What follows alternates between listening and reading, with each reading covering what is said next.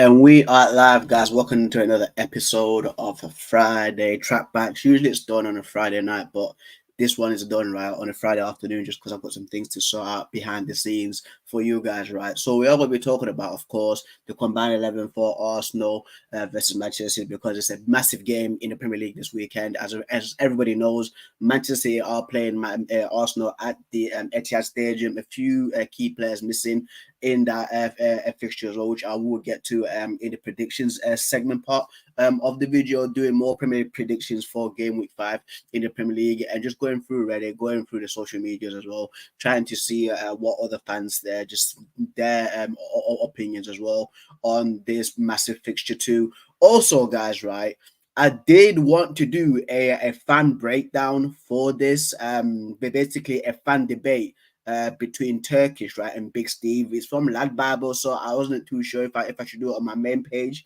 because again, because just because of copyright. That's why I did not want to do it, right. But I just don't want to keep you guys waiting for too long anyway. So let's just get started with the combined 11. Shout out, right, to Footways for making this as the usual, guys. And by the way, right, I don't go off of like injuries or form or which player scored about 6 goals in 7 games, bro. Like for me, I'm basing, right, this combined 11 on every player fit. Every player fit, right? Like, because again, like you could have about Haaland, Trossard, Jesus, Saka all are injured, right? And then you don't have to play somebody in like a friggin' I don't know who. Arsenal's not got that many wingers thinking about it right now, you know. Like they've only got what Trossard, Martinelli, and Saka. There's Raheem Sterling. You know what I mean? So I'm just doing this when everybody is at their best, guys. That's what I want. So let's just go right into it, right? With the goalkeeper, guys. So the goalkeeper is between Edison and Raya. Raya so far this season, he's been the best goalkeeper in the Premier League, in my opinion, bro. I'm gonna lie. The double save that this guy did yesterday against Atalanta, by the way, insane. He's done like 3 good saves so far this season. For me, the Aston Villa one, right, is potentially save of the season in the Premier League, and the Champions League one is potentially save of the season in the Champions League, guys. That's how much, right, Raya's been cooking. Edison, of course, you know how Edison's like. He's mostly known, right, for his distribution, not his shot stopping, not his catching, because Pep Guardiola likes those goalkeepers, again, who can use their feet, right? So for me, guys, like going off of right of at their best on their day, because Raya right now is actually on form, dude. Like I'm gonna lie, like Raya is absolutely cooking. So I'm going with Edison, bro, because Edison has been consistent, right, these last few years, of course, as the usual. But it's always between him and Allison for that Brazil and #1 spot. Consistently one of the top 5 goalkeepers in the Premier League, right? So that's why for me, I'm going with Edison, guys. Right back. So right backs is between Rico Lewis, Ben White, Kyle Walker, from what I'm remembering from the Arsenal team, or maybe Takehiro Tomiyasu. He can play right back too, but I think it's between Kyle Walker and Ben White. In my opinion, I really like Rico Lewis. I do think that Rico Lewis is an absolute baller. Watched him play actually live the other day. Absolutely blew expectations from what I was expecting him to play like, because I was looking at guys like Gavodios, your Haaland, your Kevin De Bruyne, right? But Rico Lewis actually stood out just watching him live, bro. I mean, it's insane. He's an insane player, and in the future, he's going to be a top player for Manchester City and England, in my opinion. He could be like a Philip Lahm. That's how much I rate this guy. So at the moment, no. Between Kyle Walker and Ben White, Benny Blanco is what the Arsenal fans call him. Low-key cooks, in my opinion, should get a lot more recognition as a right back in the Premier League, in my opinion. Yes, he doesn't not rep England. He doesn't really want to play for England because he had a falling now with Gareth Southgate and the coaching stuff, right? But all the times I've seen him play for Arsenal, bro, he's insane. He's actually been insane. I think he's a well-balanced defender, good going forward, good defensively too. But Kyle Walker's Kyle Walker. I think that the experience that he has, again, the players he's come up against and managed to keep them quiet too. I want to go with Kyle Walker, guys. Kyle Walker is my right back that I'm going with. Again, it was very close right between Kyle Walker and Ben White, but I just do think that Kyle Walker is slightly better than him. Right, centre backs. This one for me is a sticky one, bro. is a massive sticky one, fam. Because with Arsenal, yes, of course, they do have, I was going to say Dragons in there, but that's Tottenham, bro. That's me thinking about last week. No, they do have Gabriel, they do have William Saliba, they do have Riccardo Calafiori, they do have Yuri and Timber, right? With Man City, of course, they've got many players that can play a centre back. Ruben Diaz, John Stones, Mango Akanji, Josko Gavodio, Nathan Aki. People forget that. Right now, people forget that Nathan Aki was actually a centre back while he was at Bournemouth and at Chelsea. But Pep usually plays him on the left side, right? So for me, like any one of those those Man City players, those centre backs can get into the Arsenal team. Saliba has to be in this team, in my opinion. He's for oh my lord, bro. Like Saliba's insane, dude. Honestly, Saliba is so good. Which game was it? Which game was it? Wait, one second. Was it against Brighton? Was it against Villa? There was one game that I'm trying to remember this game, guys. There was one game, right, that Saliba just went off on one dude. I was like, he's possibly the best centre back in the Premier League. What game was it, man? It wasn't against Wolverhampton. They beat Aston Villa 2-0, right? They drew with Brighton, played Spurs. I think it was against Aston Villa, guys. While I was looking at William Saliba, I'm thinking that he's like Van Dijk, bro. You should be looking over your shoulder for that best centre back. What name or not like a trophy, not like basically the moniker of the best centre back in the Premier League so far, right? Like Van Dijk should be doing this. That's what you should be doing. Like looking back like that, because Saliba is breathing down his neck, dude. Saliba is insane, man. Like I'm trying to think which one it is, bro. Rico Lewis or Gary Neville. You're crazy, bro. Not yet, fam, not yet. But Saliba for the I'm putting in Saliba 100%. I have to put in William Saliba. He's so good, bro. I love this guy at centre back. I love this guy at centre back, right? And by the way, guys, I am using the old school EAFC 24 cards, not EAFC 25, because I still think that footways are in development right now to actually start implementing the EAFC 25 cards later on in the future or throughout the week, throughout this week. That's why I'm using the AFC 24 ones, right? Because a lot of people right now play the AFC 25 because they pay £100 odds or £100 plus, or they get free copies from EA, bro. We're just not there yet. But anyway, the other guy, Gabriel for Arsenal, another bro. Like the partnership, right, between Gabriel and Saliba is nuts. It's a brilliant partnership. Because for me, right, like when I want my defensive back line, like one defender, if I was a manager, one defender, right, has to be like a proper madhead, throws his head into everything, like sacrifices his body, right? And then the other one has to be like a Rolls Royce, like a clean defender, never slide tackles, dude, never throws his body into everything because he's already anticipated where the ball is gonna land, reading plays, bro, intimidating, right? Intimidating attackers even before they've even like played against them on the pitch, sending them nightmares, bro. Like, you know how like Van Dijk was like in 2019. You know that one clip where he's one-on-one with the Lautaro Martinez, and Van Dijk is just literally just stood there looking at him, and Martinez is just there like, and he's hesitating. That's what I want one of my centre backs to be like, right? And Saliba is that Rolls Royce, like clean defender. You never see him on his back. You never see him slide tackling crazy. He knows where he is, right place at the right time, right? Then of course Gabriel is that crazy one. With Man City, yes, they've got Ruben Diaz again, who's kind of a mixture of both, because Ruben Diaz is a very tough guy, but likes put in a slide tackle, right? But sometimes can be a Rolls Royce a type of defender. John Stones, for me, I'll put him in that Rolls Royce category of the defender.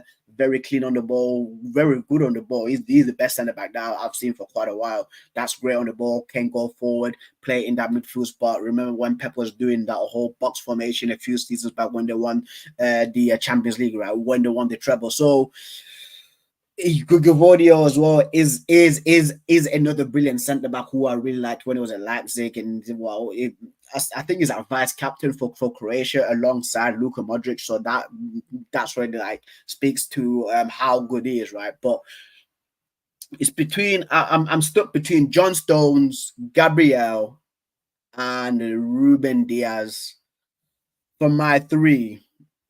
For my three, that's who I'm stuck in between, bro. Read the message I sent you, fam. I'm busy like literally after this, bro. I'm stuck between the three. So John Stones, Ruben Diaz, and Gabriel. I'm stuck between those three at the moment. I do like it's a tough one. It's a tough one, bro, because Ruben Diaz on his day is unbelievable. Unbelievable, bro. Ruben Diaz is insane, fam. But John Stones is also good, man. I'm so stuck right now between these three guys. Mm. I put in Ruben Diaz, man. I put in Ruben Diaz. I put in Ruben Diaz. I put in Ruben Diaz. That's what I'm going to put in. Ruben Diaz. Ruben Diaz. Left back. So left back, Manchester City usually have Ake. They've got Josko Gavodio there. Who else can play left back for Man City too? I think those are the only two ones that I do recognize playing left back for Man City. Right. Nuno Tavares just at the bottom. He's nowhere near that team. Um, for Arsenal have what? Calafiori can play there. They have Yuri and Timber. I'm putting Yuri and Timber in front of Calafiori at the moment because he's featured more regularly than Calafiori, Josko Gavodio, Ake. So it's between Ake, Gavodio, and Timber. Timber's been really impressive, bro. Like Timber's one of those guys that doesn't get a lot of credit. He's been low key cooking, in my opinion, especially against Tottenham. He was one of the stars. I think he was mad at the match against Tottenham. To be fair with you, he absolutely shut down Brennan Johnson and that other bird guy, bro. Like they changed like opponents, right, for Timber during that game. That of course Ange did by of course changing Brennan Johnson and Oddbird right during that game, and Timber just shut them all down, bro. Timber's an unbelievable player for me, and I'm sad that I didn't actually get him the year that we were in for him as well, because we also got Martinez, which is also a plus, right? But Vodio, brilliant left back for me. I think he's better at centre back, but Pep likes playing him there, and he's put a shift in. Ake, and another guy who's an absolute low key cooker, in my opinion. He doesn't get a lot of respect from what I've been seeing from a lot of fans. Sometimes even that's also me as well. Gavodio, Timber. I'm choosing between Josko Gavodio and Timber right now, guys. Josko is good though, man. Gavodio's good though, man. I rate him, bro. Because last season as well, at the end of the season, like in the Champions League and Premier League games, the guys just start scoring goals for fun. I'm going with Gavodio, guys, because Timber right now has only played like a few games for Arsenal, right? He's not played as much for Arsenal. Of course, he was injured last season, right? But I'm gonna go with Josko Gavodio. I'm going with Josko Gavodio, mate. That's who I'm picking right now. Right, man like Josko at left back. Right, central defensive midfielder. No brainer. No brainer. No brainer. Is he the best midfielder in the world? Is Rodri the best midfielder in the world right now? Honestly, is he? I think he is. And again, like when I watch City play against Inter Milan, right, the other day, like those points in the man said if you don't have one subscribe, right? There's points in the game, right, like against Inter Milan where this guy just seems untouchable, and just knowing when guys like being a football player, right?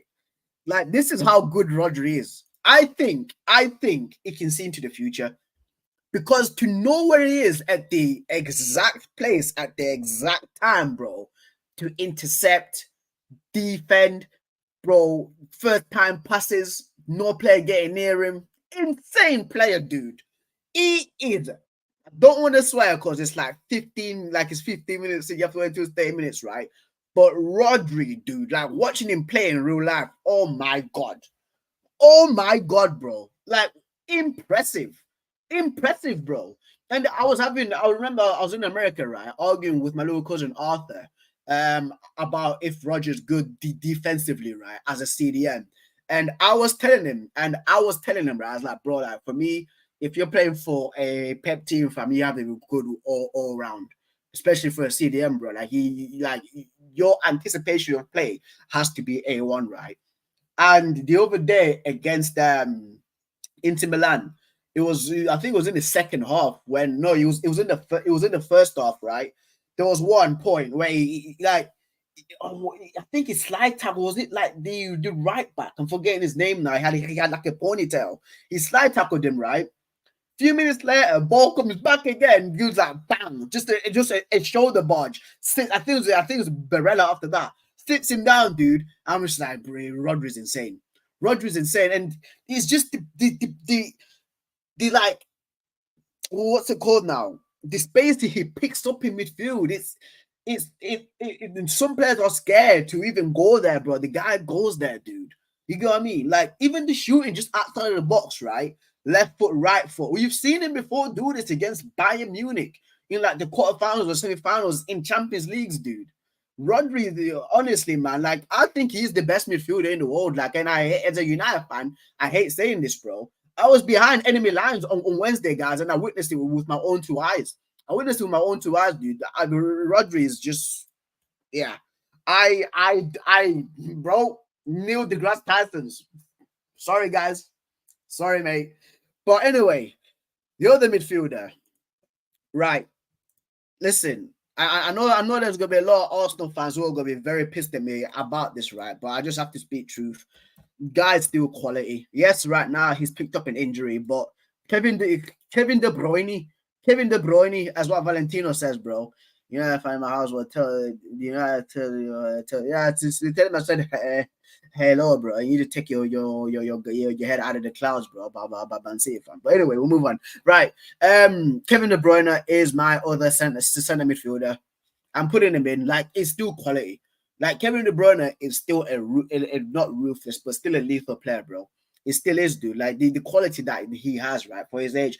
Like, for me, I think the only thing, right, in Kevin De Bruyne's age, which is bound to happen with every football player, with every professional athlete, is his speed is gone. Like, because there was one time where the Man City were on the counter, right? And you can see him trying to run away, and he was trying his best, like to proper run, and he just couldn't get his legs moving, right? I was like, his speed is gone, right? But his delivery, his football intelligence, his skills still there. Like Kevin De Bruyne, it's Kevin De Bruyne, bro. He's top 5 best midfielders I've seen in the Premier League of all time. He's like literally, for me, he is one of the generational midfielders. Kevin De Bruyne is a generational midfielder. It's the truth. He actually is, bro. I put him right above David Silva, in my opinion. That's how much I rate Kevin De Bruyne. And I know that you're watching this far, right? But it's not like it's not banter, right? But I think that Kevin De Bruyne is better than David Silva, in my opinion, bro. Like it's just it is what it is, man. It is what it is, bro. Like it's just that, fam. It's just that, man. But anyway, the other midfielder, right? So it's Bernardo Silva, Martin Odegaard, and Declan Rice. So it's between these guys, right? And for me, third in that list is Declan Rice. I don't think Declan Rice gets into this midfield, in my opinion. There's gonna be Arsenal fans beating the drum, saying, "Oh, the Declan Rice." Nah, bro. Like Declan Rice for me is not above Bernardo Silva. He's not above Martin Odegaard. I think that Martin Odegaard is probably top 3 Arsenal's most important players with Saliba and Saka. Bernardo Silva, Cooker, another guy like who you have to watch in real life for you to grasp how good he is, because aside from the skill and all the flair, right, his endurance, dude never stops running. Like his endurance is mental. For a guy of like David Silva's stature as well, because you think that like he's only just a fair player, but no, like he's everywhere. He's everywhere in midfield, bro. It's ridiculous. It's ridiculous. And of course, Martin Odegaard, what can I say? Unbelievable playmaker. shows up in important moments, in my opinion, in big games. Like people try to always slate him, right? But in important moments, of Martin Odegaard does pop up with a a great performance for Arsenal. Even sometimes does get brilliant assists as well. Scores important goals. And if you look at against Tottenham in the North London derby, slapping the ball outside of the box, like arena into the bottom right corner, Martin Odegaard does show up. Right, it's a tough one, man. Picking between Bernardo Silva and Martin Odegaard, because right now it's literally just all Man City domination, in my opinion, bro. There's only one Arsenal player in there. Mm. And Bernardo Silva is very important for Man City.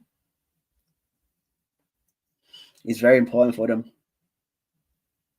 But Martin Odegaard is again like if Martin Odegaard is not in that Arsenal team, Arsenal aren't the same in my opinion. But if Bernardo Silva is not in that Man City team, Man City team are still kind of the same team. They've still got their identity in my opinion. I'm with Martin Odegaard, guys. I'm sorry about this. I'm a big fan of Bernardo Silva, but Odegaard for me is the dude. Odegaard right now, fam, is absolutely sick. Absolutely sick. Right. Let's move on to the final three attackers. Actually, no, save my man for last, bro.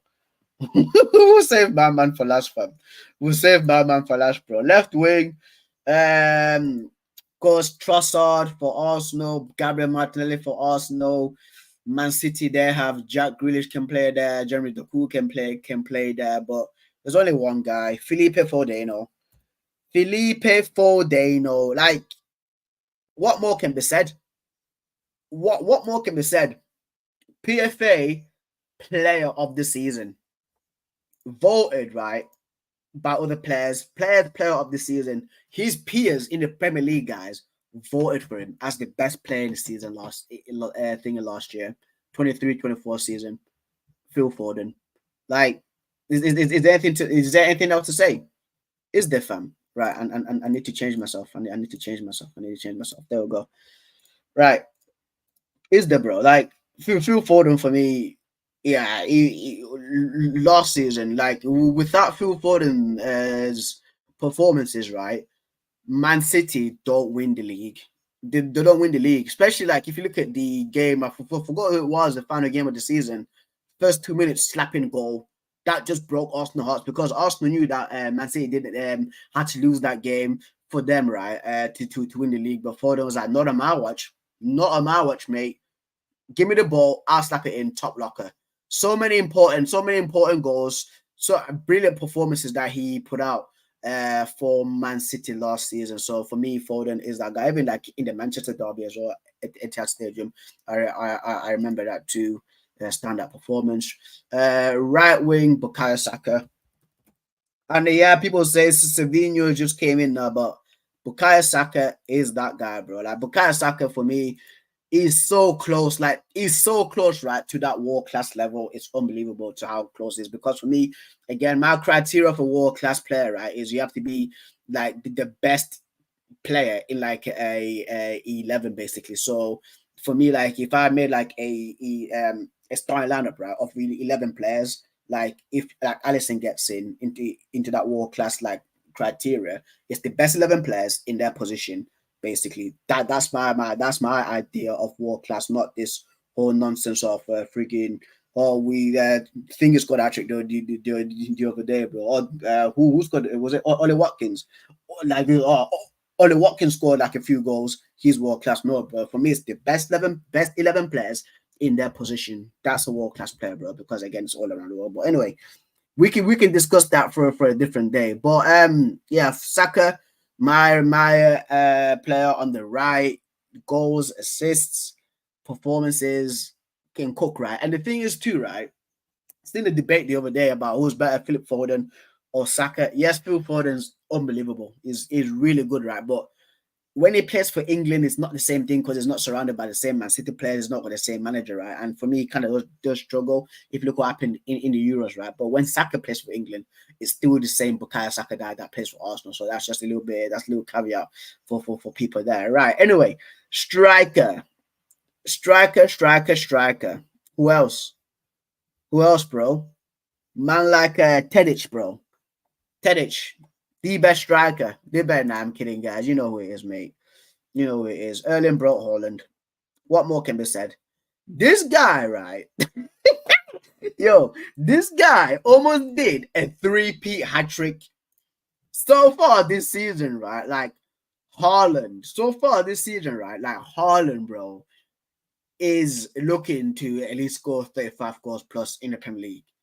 That's how insane he is. The guy, right, in the Premier League, like ever since he's been in the Premier League, he averages more than a goal a game. You that say more? 2 touches a game, scored about 7 goals, bro. Like the output that Erling Haaland has is mental. Is absolutely mental. For me, he's top three, top three best finisher I've seen in the Premier League. You just get goals. Like if you need a goal, bro, it don't matter what. If he plays for Ipswich, Haaland will get goals, bro. That's how good he is. That's how good he is, bro. A generational athlete, Erling Haaland is. Erling Haaland is a generational player, bro. He's a generational athlete, fam.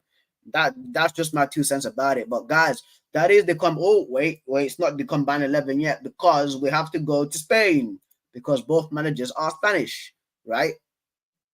And who am I having? Arteta or Pep Guardiola? Pep Guardiola. You know what I mean? Like who else? Who else? Right? Could we have, bro? Like yeah, Arteta, right? Arteta. By the way, guys, like I'm gonna give my flowers right to Mikel Arteta because Mikel Arteta generally has been cooking. There's a graph that I did on Monday, right? For the Premier League review show for Game Week 4. There's a graph that came out with Mikel Arteta in 2024. His away record. He's not lost a game. Arsenal have not lost a game in 2024, right? With Mikel Arteta, they've never even been trailing. That's how good he's had Arsenal playing defensively away from home. So shout out to Mikel Arteta, right? But Pep Guardiola is Pep, man. Like for me, it takes a certain kind of person. It takes a special person to change how football is perceived, to change how football is played. Like, and Pep Guardiola is one of those guys. And I hate saying this as a United fan, but I just have to speak the truth. He's literally got Barnsley trying to play out from the back against Manchester United. That's how much like this whole like Pep system has like filtered down the English pyramid. Yes, there is people right now who are angry at him saying he's killed football, he's made football boring. Nobody's shooting from outside the box, which is very true because a majority of Man City players they had many opportunities to shoot outside the box, but they did not. Right, but in terms of winning, dude, he's the guy, bro. He's the guy, bro. Like everywhere he's gone, he's always won something. You get what I mean? So that's that's Pep Guardiola for you. But guys, that is the team. So my goalkeeper was Edison, right back Kyle Walker, 2 centre backs Beans, William Saliba and Ruben Diaz, left back Josko Gavodio, CDM Rodri, right centre mid Kevin De Bruyne, left centre mid Martin Odegaard, 3 attackers Phil Foden on the left, Bukayo Saka on the right, and of course this striker Erling Braut Haaland. Erling Braut Haaland is my striker, guys, right? But anyway, the only players taking your flowers is Miss Machado, this guy, bro. Anyway, guys, right? I really want to do this. I really want to do this, right? But should we do it? Should we do it? Because I want to be here for like a few hours before I do my thing behind the scenes, right? And then move on to the Premier League predictions segment. So I do want to do this. So this guy, bro, like this guy from Twitch, bro, hate you, yo, bro. Like I picked Odegaard from. Like send me your combine, put your combine 11 right, and I'll put it on the screen for people to see, bro. Put your combine 11. And I'll put it, type it on Twitch and send it to me, and then I'll put it on the Twitch chat, and I will click on it so people can see, bro. This guy, fam. Put it on, fam. Put it on, bro. Put it on. I want to see this, but I do want to do this, guys. I'm scared to show it. Oh, City 11. Yeah, you're an idiot. You're an idiot.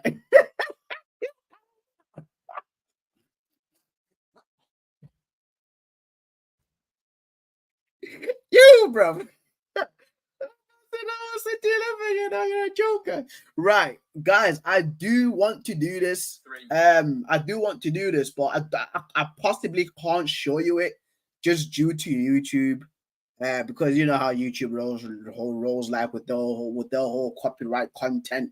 You can't do a reaction to this. You can't watch this video. You can't listen to this music. So I'm gonna play the sound for it, guys. But it's a video, right, from Spot Bible with Big Steve and Turkish going at it. It's a football fan debate.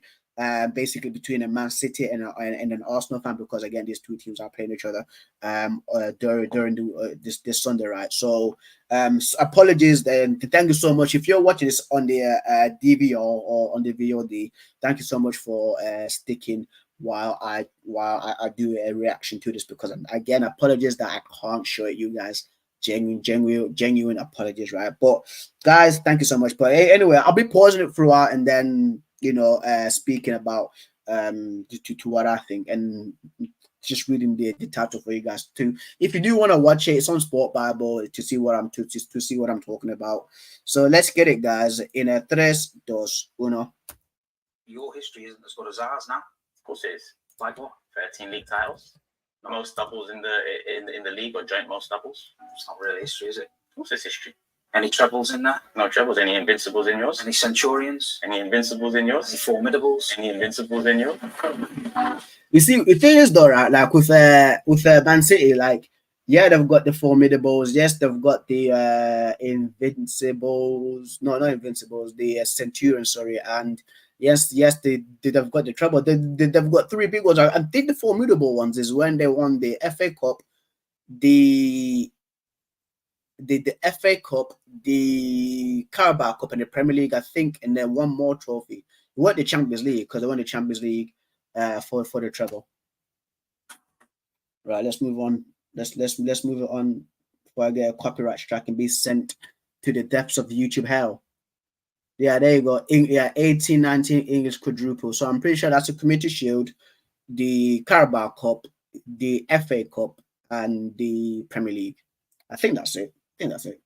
But anyway, the first question is: I'd rather have Phil Foden in my team than Bukayo Saka. 2-1. Let's see what they say. I have to go to my boy. Of course, Turkey just picked Saka. Steve has just picked Foden. He's been a star for 3 years now. He burst onto the scene as a teenager. He carried us through one of the biggest transition periods from a 6th, 5th place club to now a challenging for a title club. I'm not saying it's just down on him, but he's been one of the mainstays through that era, and an era where we've had to restructure and gut out the whole squad. And he's just come on leaps and bounds every single season. I mean, a couple of years ago, you saw a more free roaming Saka who would take players on, beat a couple of players, and there's a bit more excitement to his game. But over the last 18 months, Arteta has, tightened up his system. His philosophy were a lot more rigid and structured. And equally, he's still producing as much, if not better, numbers than he was with the freedom he had. Also, you transfer that into England, and for me, Saka over the last 3 tournaments. It's just what I said. Like with Bukayo Saka, for me as well, his playing style and his form does carry over to England in major tournaments, in the Euros and Qatar. In the Qatar World Cup, he was one of England's standout players, in my opinion. So Turkish is right about that. In the World Cup, he's been a top 2-3 player for England. Yeah, so I like Foden, but Saka for me is clear. Yeah, I've got to back Phil. I think you've seen it, what he's done on the pitch for Manchester City. It's a very difficult subject, this, It's a genuine difficult subject, right? Because again, just to insert, just has Saka done anything in the champ, bro? Come on, man, like this guy, bro. He's literally, I've said the international tournament, bro, like World Cup fan, like come on. Anyway, this has been a massive topic between all football fans. There was 3 of them, and 2 Greenwood won and did a madness, of course, right? And you can see what he's doing right now. I said that, of course, he's going to play for a team like PSG, right? But it was between like Greenwood, Saka, and Foden. For me, right now, like Foden is in front of Saka just barely, but Saka season in, season out, he just proves how important he is for Arsenal. He genuinely is, bro. But it's a difficult one, bro. Big goals, derby games, Real Madrid, Bernabeu.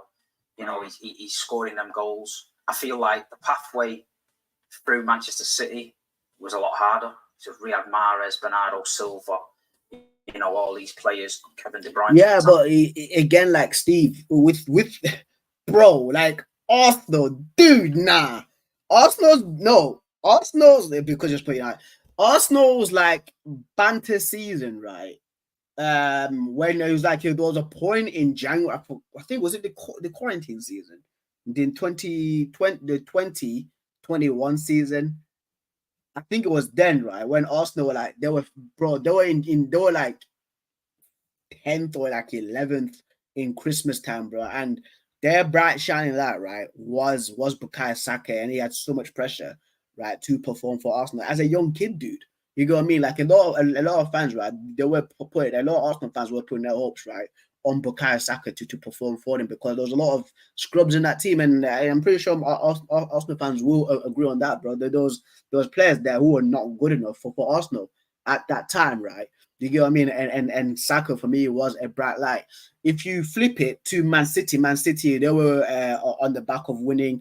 I'm pretty sure no, it was Liverpool that won the league in the 1920 season, and then in the 2021 season, of course, like Man City,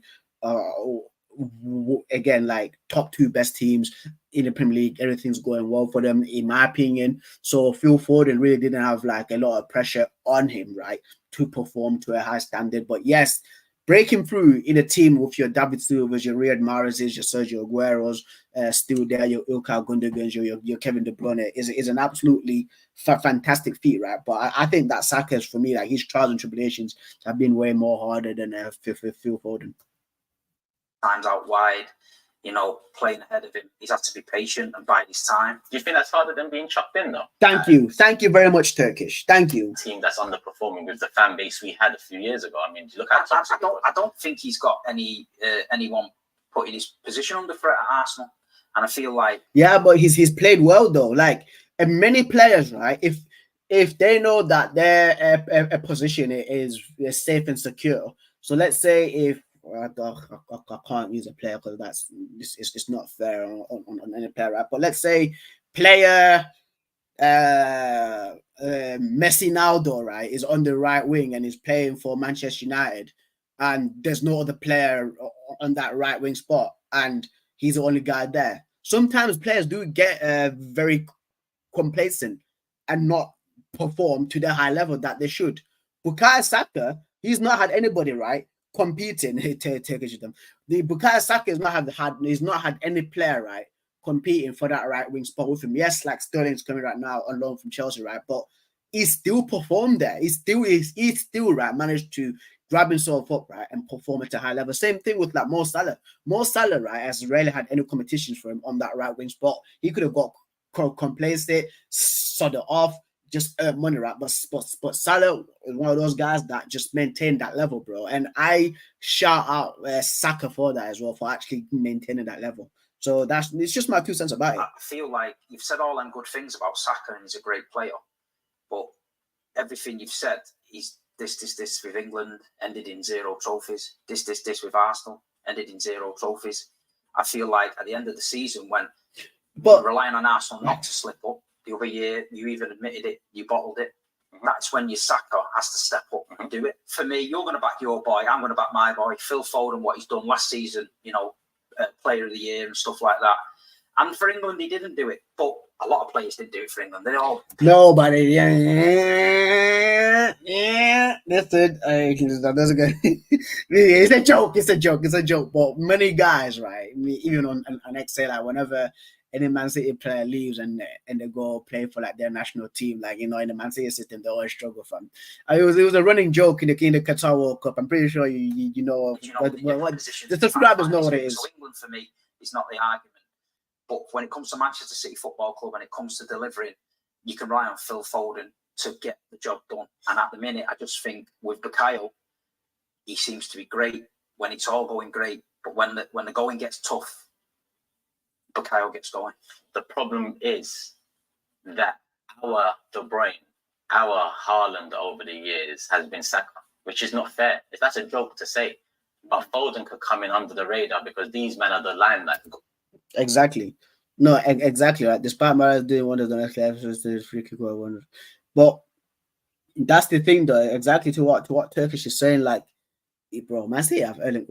Guys, Man City have Erling Haaland.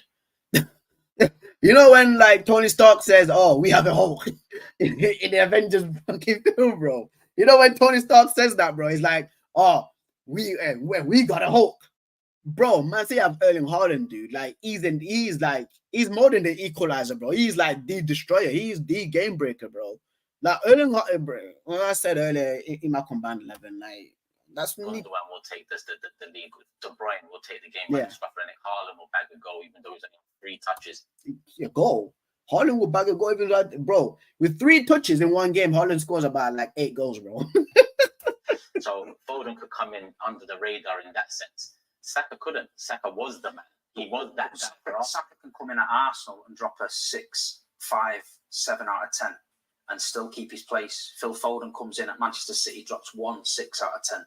He's nowhere near the first team for 3 or 4 games. Yeah. That's the difference. I feel like if Arsenal had somebody behind him with a bit of hunger who was thinking, I'm going to take Bakayle's shirt, I think it would make him a better player.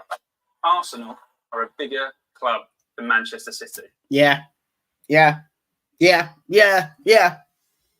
If Steve's put strongly disagree, bro, get him out. Get him out of the pub. Get him out of the pub. Get him out of the pub, bro. Get him out of the pub. 3, 2, 1. That's how you do. Bro, he's put this. Oh my god. Let's hear this. Let's hear this. Oh, you're living in the past, isn't it? It's not the History Channel, this now. Living in the past. Oh my god. You say this about United as well, though. You say this about United as well. You know what I mean? You've got to look at the future. You've got to look at what's going on now. Why are Arsenal bigger than Man City? Tell me why. Bro, you've just missed the main reason. History makes a club the size they are. We've done what... So true. So true, right? And listen, guys. Man says, no, they don't have one, bro. The Celtic have one more than them as well. No, Forest have one more than Arsenal. Aston Villa have more than Arsenal, bro. So for me, right? I was there. I've seen it with my own 2 eyes. Bro. Like, Man City, bro. So if you guys are not going to see the match vlog, please go check out the match vlog. Shout out to my guy, Black Lad Traveler, aka Kieran, right? He's a Chelsea fan. I'm a United fan. We went to the Man City game versus Inter Milan, right? Walking, I ain't gonna lie, stadium's nice. The whole light stuff is nice, right? And those little kids like playing like trumpets and stuff like that. 2 guys sat next to me, support Inter Milan. The other 2 guys, right, that I sat next to Kieran, they support AS Roma. The guys behind us, the group of guys behind us, they're from the Czech Republic. They support Inter Milan. Top right corner, front of me over there, right? Scattered seats, bro. Like empty seats, bro. I took pictures, dude. Like literally was empty seats, bro. You get what I mean? And this is a Champions League. This is a massive Champions League game versus Internazionale Milano, bro. Another team with terrific history, bro. Like history makes great teams, bro. Like history makes teams massive, fam. Like you cannot lie from that. And somebody said to me, right? And somebody said this on Twitter. They said they use stereos for the atmosphere, and those chanting. Honest, hand to God. I was thinking about this. I was recording, right? Stream's lagging. Is it? Am I down? No, stream cannot be lagging, bro. 1 second. Let me check it, fam. Let me check it, bro. Because you're a City fan, bro. You're saying this, bro. Maybe. Yeah. No, it's not lagging. It's not lagging. Right. On the right side, yeah, where the where I was sitting, there was the Inter Milan fans, right? those Inter Milan fans, the Inter Milan fans were going crazy throughout the entire game, right? And I could hear chants in it, right? From like I could hear Man City chants, but when I looked to my right, I was like, that's really loud. But the way that the fans were moving towards the chants, like it wasn't congruent to like a proper chant. You get what I mean? This guy, I'm not lagging, bro. Liar, fam. I can see myself there, right? It's not congruent, right, to a proper chant. And I was like, it's not making sense. And then they were singing like the Man United one, like, oh, Old Trafford is falling down, Ten Hag is a clown, right? And that one I could hear like it was on par with what the fans were saying, but some of the chants weren't, bro. And I was like, are they using? I was literally like, I was thinking, I was like, something's not right there. Something is not right, fam. To the way that the fans were singing, and because I was looking up as well, I was like, who's making that noise? Because at the top again, like it wasn't that full. Like I took pictures, it wasn't that full, right? So Turkish has a point about this, bro. Because I've seen it, and in my mind, I was thinking, I was like recently, like this is gonna take years for Man City to become a real massive team, in my opinion.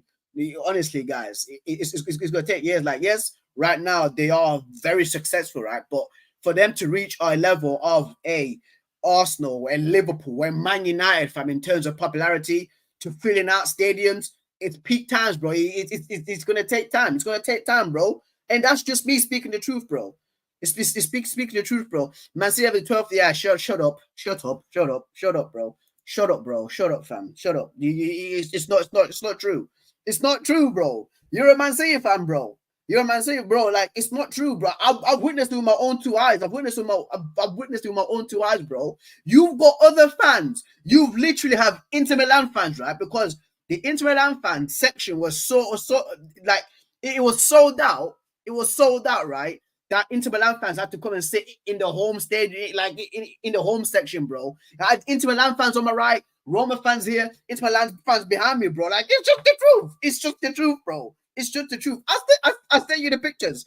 I sent you the pictures. Man says he knows at least about 10. He knows about 10, bro. What we've needed to do. All these achievements you have in the last few years, they are already history, but they'll become part of history. Exactly. Turkish is right. They are history. Then they will become part of history. And when other kids, right, are born and then these kids right now, when they grow older and when they've got kids, their kids might support Man City. So it's just that, bro. It's just that, fam. Someone in 50 years saying, "Oh, that's just history. It doesn't matter now." But your history isn't as good as ours now. Of course it is. Like what? 13 league titles.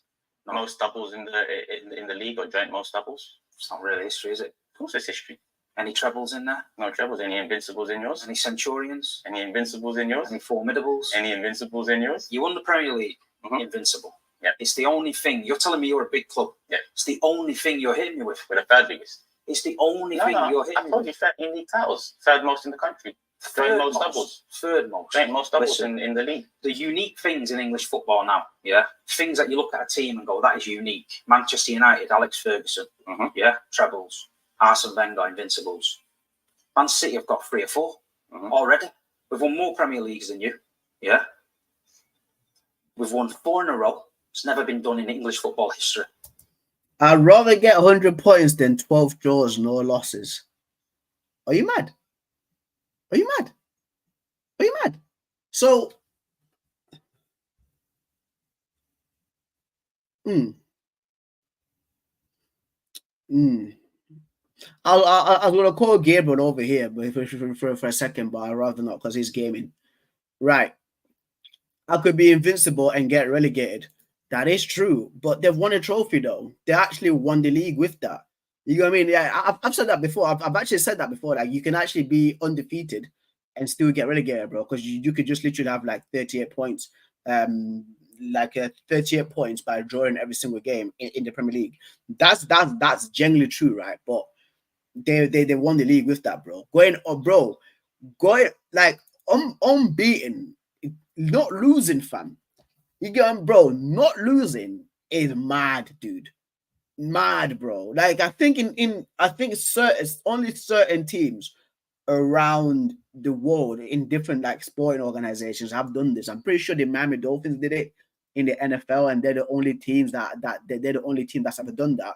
The Patriots were close, but they lost the final game in the Super Bowl versus the New York Giants. Arsenal, of course, they've done it. I'm pretty sure that I think it's Bayer Leverkusen that's done it as well. They did it last season. Bayer Leverkusen did it last season, didn't they? You get what I mean? So being unbeaten, man. Literally, you said I'd rather get 100 points than no losses. That's crazy. That's a mad take, fam. Bro, not losing a game, crazy, absolutely crazy. Same thing with like Mayweather. Like Mayweather's 50-0. Mayweather's 50-0. How they've done it, bro. Like, come on, man. Come on, dude. We got 100 points. It's never been done in English football history. We won the treble. We won 5 trophies in the season. Okay, you might sell more shirts than us in Singapore, Taiwan, but at the end of the day, when it comes to football clubs now, Manchester City are bigger. No, Manchester City are richer. There's a difference. A lot of people said late 2000. Yeah, but I'm not again. There's no bias in this, fam. But like Floyd Mayweather's 50-0. Like, yeah, Mike Tyson is one of the greatest. Yes, Muhammad Ali is one of the greatest. I'm not having like a boxing debate, by the way. For me, I'm just saying like 50-0 is a freaking massive feat, bro. not losing, bro. Nobody in the world is besting. No one's bested you, bro. 50-5-0, bro. Bro, come on, man. Come on, dude. Like, there's no bias out there. There's no bias here, dude. Like, I'm just saying, like, being on nobody besting you, fam. No, like an opponent, right? Going to bed knowing that I've beaten so and so and I've taken away their all, bro. It's crazy. And 10 Chelsea are bigger than Arsenal. Why? Because they had money and started winning stuff. So European Cup though as well, that seals it. You beat what's in front of you, lad. Yeah, European Cup. Someone wins it every year. You can't come. Yeah, you're talking like you were around there that time, weren't you? You're talking like you were there in the 1960s with Muhammad Ali fighting, bro, with George Floyd. He's like, oh, rumble in the jumble, bro. You were born in 2007, fam. You haven't seen him, man. You haven't seen the Mayweather Rick Allen fight, bro. What's this going on about, fam? To the table and claim you're bigger than the club if you've never won. Of course you can. Nah. Who made the European Cup? The biggest trophy in world football. No, it's not. In club football, it's the biggest trophy. Club football, yes. So the biggest trophy Arsenal can win is the European Cup, and you've not won it. As someone English, as someone who's been raised in this country, you know the league is the bread and butter. Ferguson said it, for example. Yeah, but you'd swap some of them leagues for a European Cup. 100%. Not necessarily, no. You would. No. You would. There he would. There, Turkish. I think Turkish would. Oh, I wish I could show you guys like the freaking thing, you know. It's a numbers game now. Man City are in the numbers game. Everything unique Man United did, we've done it. Everything unique you've done by the Invincibles. Not everything unique Man United has done. That's done it. I mean, like, 20 times Man United. But we'll move on. It's not about Man United. We've done it. But that's bar the Invincibles. No one. Is it really? Does anybody really? Do you start the season off and go, I hope we can be invincible? A lot of teams do. Only you do. A lot of teams do. Only you do. A lot of teams do. Nobody else does. A lot of teams do. By the end of the day, the treble. You'd swap that. You would swap that invincible season for the treble. I wouldn't. You would. I wouldn't. Treble's been done. And don't get this. I'm not gonna put down the treble. Treble is so you'd rather an amazing achievement on an open top bus drive around London with that little tiny gold Kinder Egg trophy. Or you'd rather have the Champions League, the FA Cup, and the Premier League. I'm glad you brought up the size of the trophy. I'm glad you brought up the size of the trophy. The most prestigious trophy in football, full stop, is smaller than the Invincibles trophy. The World Cup is the most prestigious trophy. The size of the trophy doesn't matter. It's gold. You know yourself. You would not swap. You would not have that Invincible trophy. I would give me free. I'd swap it for 3 Champions Leagues. It's not worth 3 Champions Leagues. At the end of Champions League. I mean, like, this is like people will have to talk about this one, like later on in the future. Like, what would you? Because winning a Champions League, right? Like in your domestic league, you can be absolutely awful. You can be awful in one season. Like with Chelsea finished about 9th or 10th in 2012, and they won the Champions League. From what I'm remembering, when Drogba scored a header versus Neuer, and then he scored the final penalty to get the winner, right? But Chelsea in that, if you guys remember, I'm pretty sure this guy doesn't remember, but like Chelsea, like were horrible in the league, dude. They were bad, dude. And man, they finished really low. It wasn't like their best season, right? But they still won the Champions League. A Premier League season, like a domestic league season, right, is 9 months, and you have to prove your mettle against like the other teams, bro, in that league. Like what, 20 odd teams, bro. So it's a bit, that one there is a bit of a stick one, because winning the Champions League, dude, it's massive, bro. It's massive for a club. It's legendary status, dude. You're the best team in Europe for that year. Like, it's crazy. It's crazy. The other day, you won the league. You won the league, yeah. And what you get for winning the league is the league, yeah. We just won 4 of them leagues in a row. You see, that's another one there. That 4-peat for Man City is ridiculous too. That winning the Premier League for 4 years in a row, bro. That's a mad feat. I'm gonna lie, bro. That's a crazy feat, bro. And once again, right, like when people look back at that in the history books and be like, Man City won the Premier League 4 years in a row. That is an insane feat. Like, people will respect that more in the future. So would you swap 4 in a row for that? No. You're lying. We are the 3rd biggest club. When was the last time you won the league? 20 years ago. You know that. 20 years ago. You come chatting to me that you're bigger. Listen, time changing. You need to relax. But I Liverpool big. The same as we're literally saying. I was literally gonna say this about Liverpool. Liverpool, right, went about 30 odd years when we were winning the league, dude. They the last time they won the league was like 2020. Yeah, Liverpool have won title in 30 years. Is it just trophies that make the club who they are? I think every argument a Manchester City fan goes into with any other club, it's always about, yeah, but you'll always be Manchester City. You're always small. You're not a big club. You're not a big club. Nah, that's not fair though to say that right now, because Man City right now, yes, in terms of like world football, like they are like a massive, like they are a big team, right? But they aren't as big as Arsenal, your Bayern Munich, your Real Madrid, your Barcelona, even Juve, bro. They aren't, fam. Like, it's just the truth. Like, I want to turn around and be say, oh, you always be small Man City, you always be the nosy neighbors, bro. Like, yeah, they're doing better. These like what, 11 years, 13 years, they've been doing better than Man United. You know what I mean? So I'm just speaking truth here, guys. Like, but it's bro. But then they start throwing their achievements at us. What we've got, like, oh, okay, Arsenal a big club because they got Invincibles, Liverpool a big club because they got 6 Champions League, Man United won the treble. But the respect's got to come back, because Manchester City are doing big things in English football. The respect for me, right? Again, I don't know what Turkish thinks. I don't know what the other football fans think. I don't know what you guys watching think about this. And if you stayed so far, thank you so much for staying so far, right? But for me, like, my respect for Man City is there. You know what I mean? Like, I've bro, like, my respect for Man City has gone up, bro. As a United fan, like, it's gone up, fam.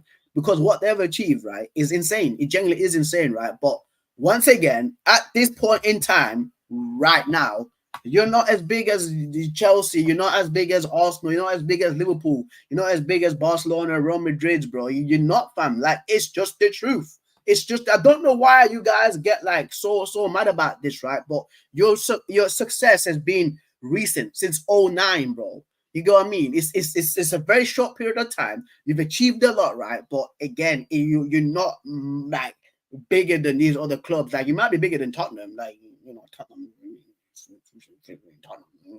but like, come on, man, come on, mate.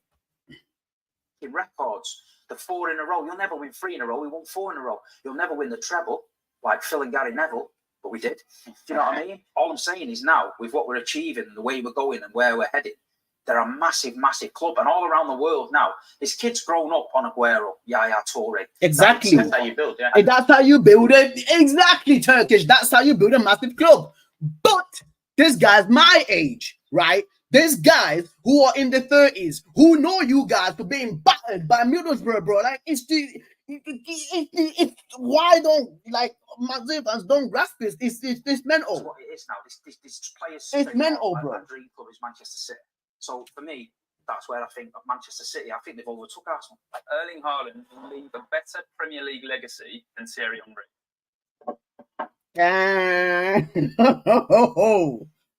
Oh, this debate's good. This debate's good. So Turkish has gone strongly disagree. Steve has gone agree. Oh my God. I'm gonna back Erling. Steve, Erling, bro, yeah, Erling, bro. And thing is, right, like Thierry Henry for me is the greatest Premier League player I've seen, dude. And back in the day too, like I'd argue that like the Premier League, in my opinion, had tougher defenders to play against, and there was better strikers than there is right now. Like a team that Portsmouth, right, could have a striker, Jermaine Defoe. Jermaine Defoe can easily start for frigging Spurs right now, who's actually played for Spurs. Like there was fierce competition, bro. Like yes, Haaland's an up dude. Haaland is a oh my God, Haaland's a demon. Erling Haaland is crazy, dude. I'll say, just in terms of just like getting goals, like throughout, just pinpoint power, just goals, just out. Like if Haaland's like, yo, just pay me the money, I'll get you 7 goals in this game, bro. Like just like that, Haaland will get you goals, dude. They're goal man, fam. But Thierry Henry's all-round play is just everything. Left foot, right foot, speed, dribbling, free kicks, had everything, bro. Had everything, fam. Like crazy. While playing 26 games, as get out of here, bro. 26 games, bro. You're crazy. Yeah, that's the problem, you know. Well, it's a mad question, to be honest, because you know if he stays 10 years. You strongly got to look at what he's doing now and think he's going to blow everything away. Bro, if Haaland stays 10 years, bro, like he's going to break the Premier League record, and that record's never it's never getting broken ever again, dude. Unless if people start playing with like some superpowers, with like Iron Man suits and kicking the ball around. Scary what he's done. Haaland's nowhere near that yet. But what he's doing, Haaland at the minute, is just unreal. It's in terms of numbers, in terms of trophies, you know what I mean? The treble.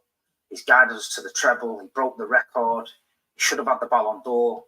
So it's a question where we don't know how long Erling stays. If he goes Real Madrid next year or someone and he's not done it, but if he stays 10 years at Man City and they make him happy, hey, listen. I'll be. And if there's anybody new, yo, if you're here, right? Yeah, you're new. You just tuned in, right? I'm about to say the most dumbest shit ever, the most craziest thing ever, right? Listen. Erling Haaland, right, should go to Real Madrid. Kylian Mbappe should play left wing, and Man United should bring in Vinicius Jr.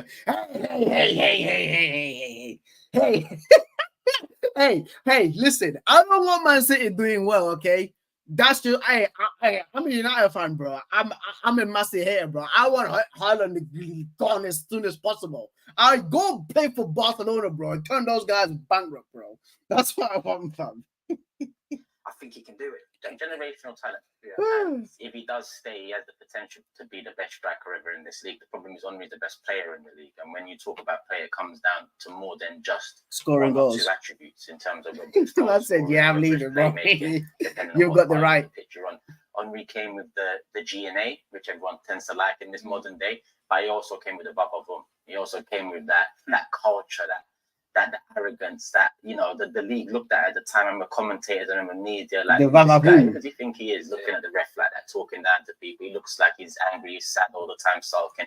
Look at the legacy he's left off the back of it. Babavoom's even in the Oxford Dictionary. He's changed the English language on the football pitch. How did he manage that?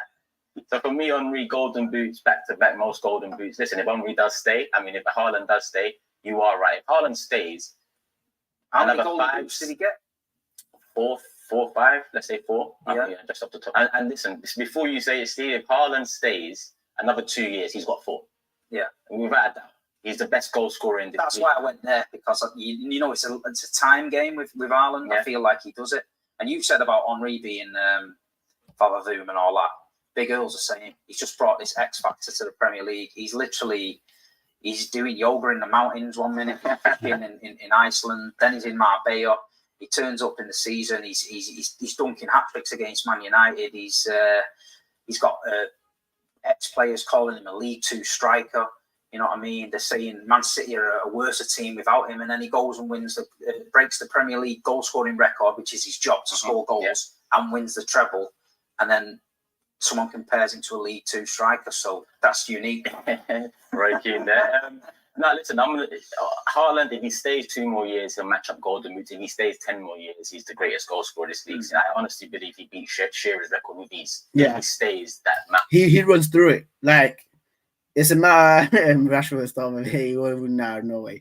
It's a matter of when, like Haaland does this, bro. Like, it's just a matter of when, dude. Like, Haaland is just at time in England. And then maybe there's more of an argument, but there's no argument about Shearer being better than Henry, even though Shearer is clear and whoever else is above him in goal, because Henry was more than that in world football since I've been alive anyway. I don't know, prior to in the 80s and 70s. Only 2 players have got 20 goals and 20 assists in 1 league season, Lionel Messi and Thierry Henry. So as much as, yes, goal scoring was the thing he was most renowned for, he was also someone that could lay it off, someone that had that part of his game too. So I just think all round, like I think Thierry Henry still holds the assist record. I think it's along him and De Bruyne that still have the assist record in one single season in the Premier League. Henry is the greatest football player this league has seen. Arsenal will win the Premier League this season. 3, 2, 1.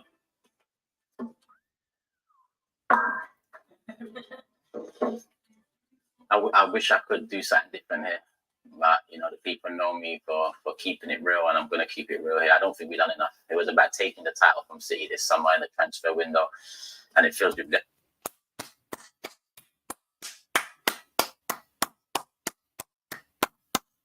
Well done, Turkish. left ourselves short yet again, not the first time. Mention the striker. Mention the striker. Mention the striker. Mention the striker.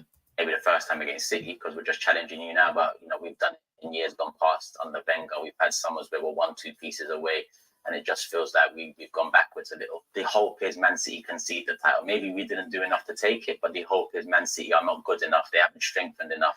Now that hope dwindles when you see the way you started the season, but we have a chance. Arteta, in my opinion, is the second best manager in the league. I know there's a lot of debates about Emery and so on. I think when you look at what he's built in terms of a team that can stand up to a Man City in terms of numbers, goals scored, goals conceded, and just off in terms of points accrued, and it's his first 4 or 5 years as a manager, full stop. I think Arteta can do it, and he's shown, you know, that I know nothing over the years, that, you know, fans know nothing. So we have a little hope, but in all honesty, if you put it on me now, I have to say we haven't done enough. Manchester City's already took your soul, hasn't it? Nah. They've took your soul. Kroenke took my soul. There's a few games in, you've strengthened your goalkeeping position.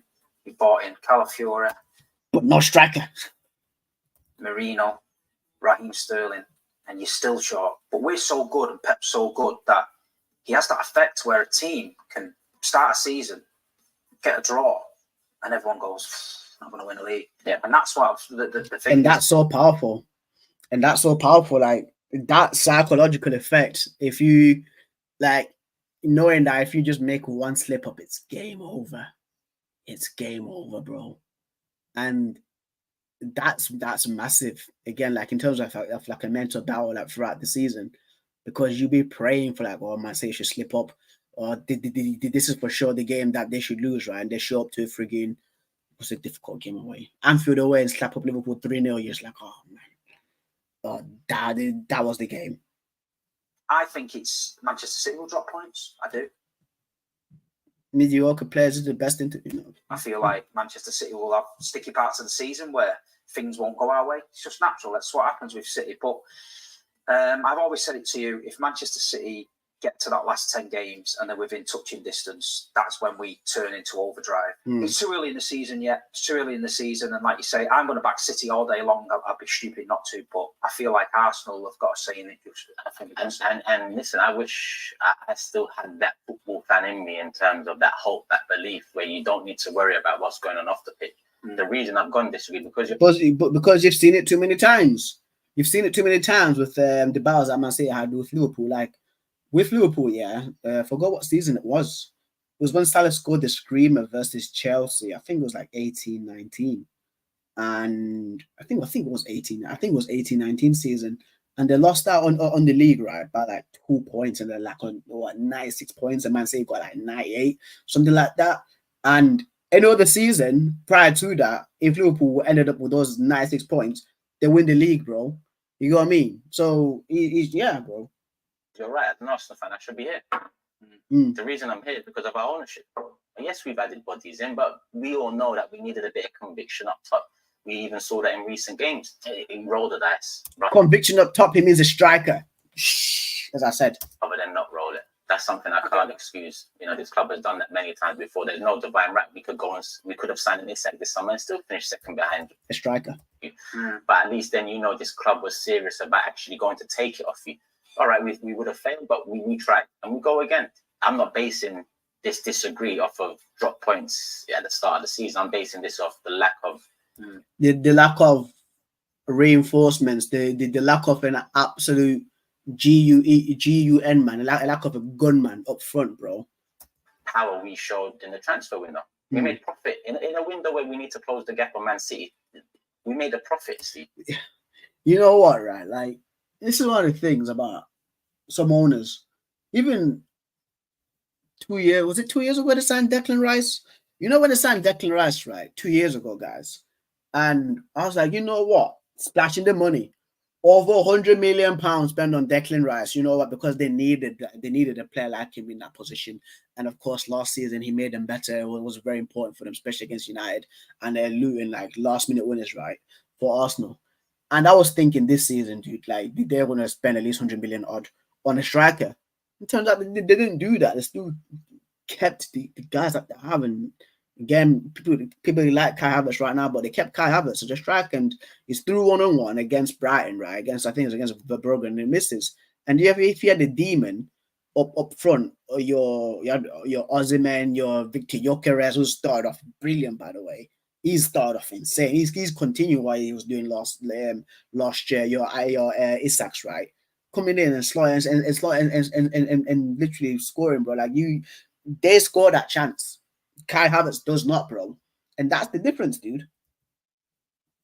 That just shows what this ownership's about. So I should be there, but I can't be there with this ownership. The same, strongly agree, by the way. The same way they drag Wenger's name through the mud, they will do the same to Arteta if he lets them. Peak Cesc Fabregas was better than peak Kevin De Bruyne. Oh my God. No. Hey. Let's see where these guys drag it. Let's see, because I think peak Cesc, was it Chelsea? Because he was good at Arsenal as well. But I want to see where they're dragging. 3, 2, 1. Turkish was a little bit unsure there, a little bit hesitant, but he's dragging it to, I think, strongly agree. Turkish has dragged it to strongly agree, right? While Steve has dragged it to, Big Steve has dragged it to strongly disagree. It's Fabregas for me, but I don't know whether I'm disrespecting De Bruyne by putting it to strongly agree. I'm going to leave on strongly agree, but De Bruyne all day, any day over Fabregas. All day, any day, bro. Bruyne, one of the best midfielders of the Premier League, but Fabregas was just, for me, it cut from a different cloth. It comes back down to the style of play again, in my opinion. And De Bruyne's hella efficient, but Fabregas for me could control the game at centre mid. He could be a number 10. He could be that late arrival into the box. De Bruyne's done all of that too, but Fabregas. Man. I think it's close because Cesc was a fantastic player. We know that, but I just think Kevin De Bruyne's now being talked about as the greatest Premier League midfielder of all time. Yeah, it's so true. I think that he's above him. It is a horrendous take. I did see your call, bro. I'm streaming, by the way, but it's a horrendous take. It genuinely is, bro. Like oh my God, bro, you can't.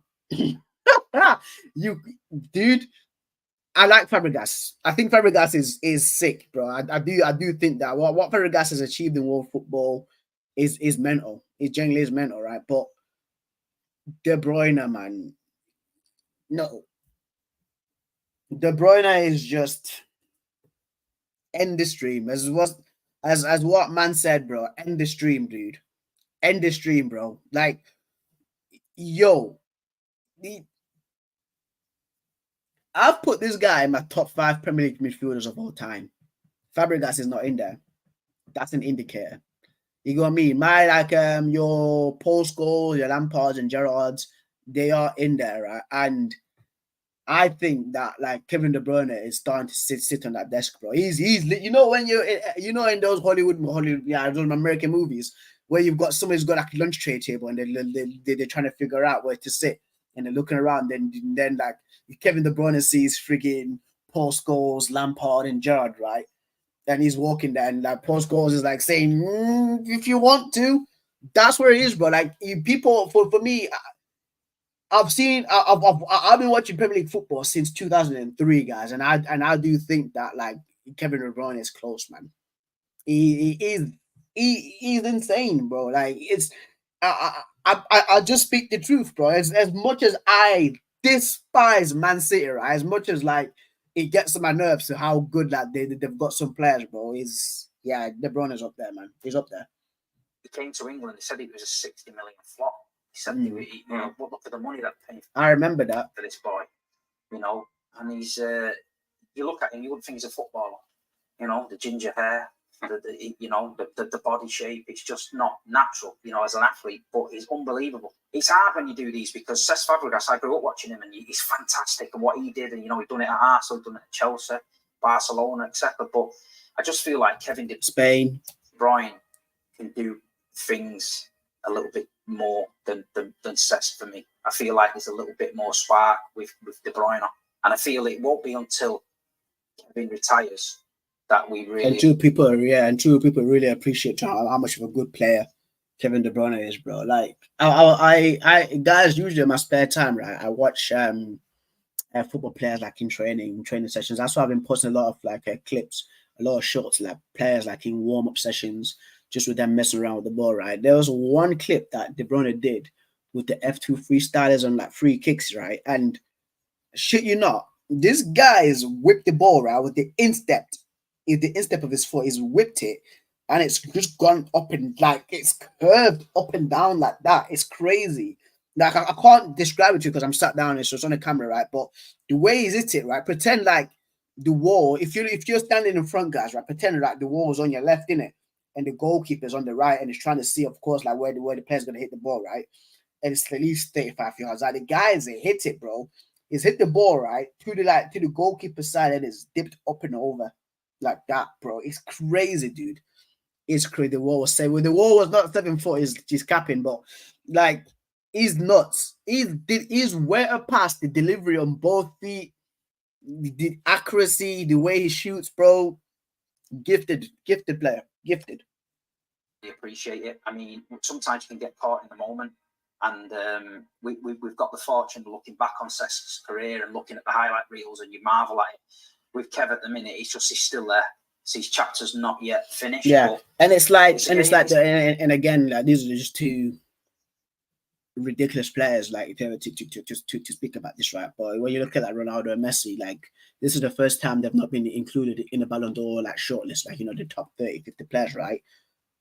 And somebody went on, I think it was like Mark or Mike on Instagram. I forgot. He's a United fan, right? But he's one on like the website. I didn't know that there's a website, by the way, Ronaldo versus Messi, right?